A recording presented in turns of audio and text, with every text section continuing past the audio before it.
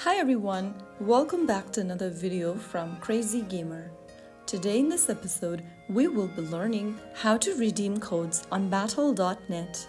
I'm using battle.net mobile app in today's video. If you're using desktop, then the process is somewhat similar. First of all, open the battle.net application on your mobile device and make sure you're logged in. From the main home page, tap on your profile picture at the top left corner. From your left inside menu, tap on Account drop-down. Now click on Redeem Code. On the next page, you'll be prompted to enter your redemption code. Type in or paste in your code exactly as it appears. Watch out for dashes or spaces. Once typing down your code, click on Redeem Code.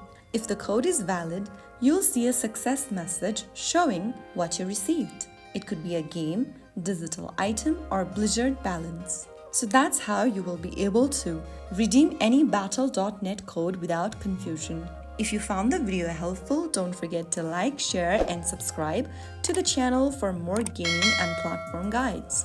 I will see you in the next video. Thank you for watching.